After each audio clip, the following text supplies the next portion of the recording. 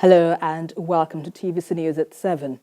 We begin in Zamfara State, where Governor Dauda Lawal has placed a ban on illegal activities, mining activities, and ordered law enforcement agencies to take stringent action, again, including shooting violators on site.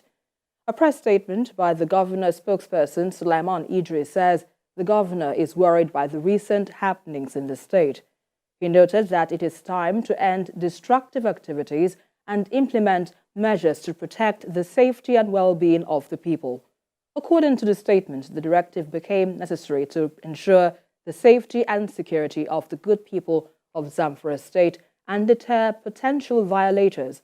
This directive comes 24 hours after Governor Lawal summoned an Emergency Security Council meeting over the kidnap of female students of Federal University, Gusau.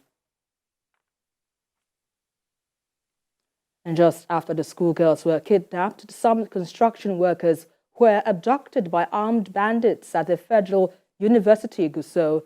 The victims are mostly casual staff of the construction firm building in the university, and according to reports, they were abducted by a different gang of armed bandits when the students were kidnapped.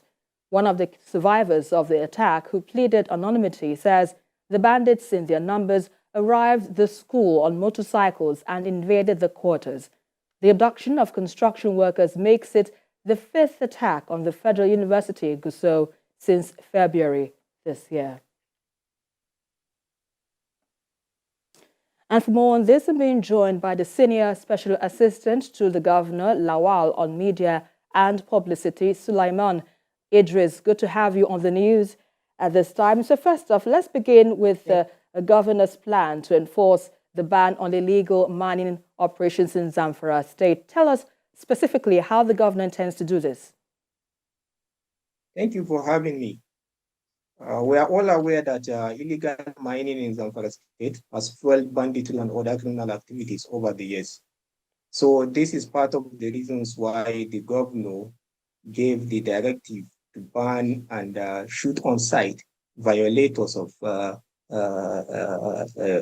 people engaged in illegal mining, because the activities of these illegal miners, due to security reports, are what is making the security issue in the state difficult. Yesterday, we have seen how the governor summoned for Security Council meeting after the abduction of the university students. It is part of his plan on things to do to see how he can be able, the Zamfara state government can be able to curb the menace of banditry and insecurity in the state. So the government realized that illegal mining is one of the factors responsible for the lingering insecurity in the state. Hence the reason why security operatives had been given strict orders to take bold action and shoot on sight anyone found engaging in illegal mining. And talking about the shoot at site directive, let's understand clearly what measures are being taken now to prevent any misuse of authority given to the security agencies, operatives rather, to follow on this order. You know, a few months ago during the campaign, one of the key aspects of the manifesto of Governor Dauda Lawal is security. I think the first item on the manifesto is security, and he highlighted ways of possible ways of that he will follow to tackle the issue of insecurity in Zamfara State. So we have been doing a groundwork even before assuming office on how to tackle the issue of insecurity. In the past few months, the governor had been sitting with the heads of security in the state, and he gathered intelligence and reports and information on how to go about it.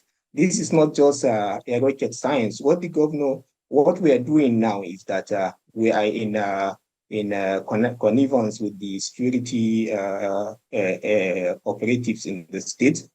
Definitely, we will follow ways, due process to make sure that the implementation of this shoot on site is the people that violate the order of the banning of the illegal mining in the state. There are procedures that the security operatives will follow in executing this order. All right, now still talking about this issue, I want to understand now, what plans is the government doing to support those who were previously in this illegal mining? Are there any provisions for them? And then what actions or Yes, support is the government you doing see, to support the those? issue of illegal mining. The Right. government, there are procedures for people to apply and to register or come to the government, follow the due process and do it the right way. But these illegal miners, the assumption is that they are contributing to the lingering insecurity in the state. And one of the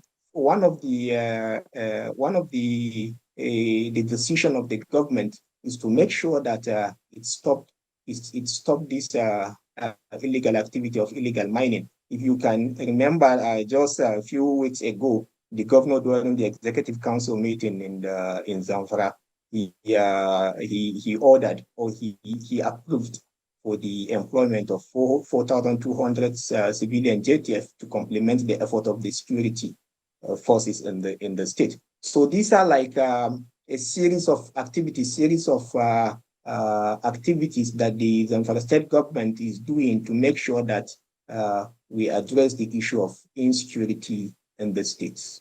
All right, let's move on to So the issue the door of is open. abductions. People that are interested can come and register for and follow the due process to continue with the mining, because the government should be in control on what is happening in the mining sector.